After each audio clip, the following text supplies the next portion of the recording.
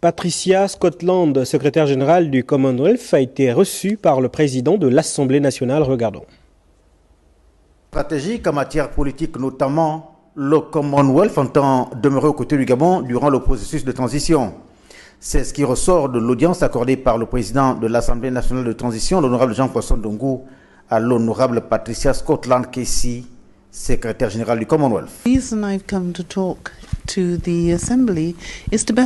suis ici pour exprimer simplement, pour savoir qu'est-ce qui est proposé, qu'est-ce qui est dit, est-ce que cela répond véritablement à ce que, aux aspirations des Gabonais qui ont été exprimées durant le dialogue national. Je suis très satisfait de ce qui a été dit et ce qui est fait, et nous sommes là pour apporter une assistance technique. Satisfaction somme toute partagée par le président Jean-François Ndongo, qui est revenu sur les conditions de déroulement du dialogue national inclusif et ses recommandations, avant de remercier les autorités du Commonwealth pour leur soutien, preuve suffisante de l'intérêt de cette institution pour le Gabon et de l'excellence de leur rapport. Au Sénat, c'est le troisième vice-président de l'institution qui a échangé avec le secrétaire général du Commonwealth.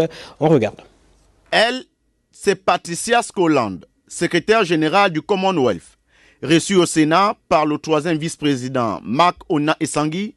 La représentante de l'organisation intergouvernementale anglophone est venue réaffirmer au Sénat de la transition l'intérêt qu'a son institution à accompagner le Gabon pendant la période de transition. Je viens m'adresser à toutes les parties engagées dans la mise en place d'une constitution nouvelle qui s'inscrive en droite ligne du dialogue national et qui permettra au Gabon de mener à bien son processus de transition.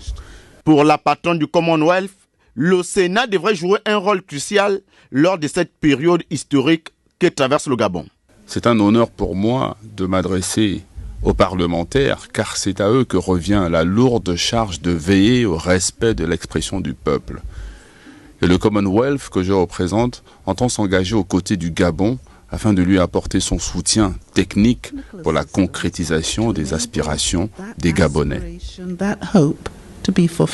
Le Commonwealth reste un partenaire privilégié pour le Gabon. Ce tête-à-tête a permis aux deux personnalités d'évoquer plusieurs autres sujets liés notamment à la formation de la jeunesse, l'organisation des élections libres et transparentes et la relation entre le Gabon et le Commonwealth.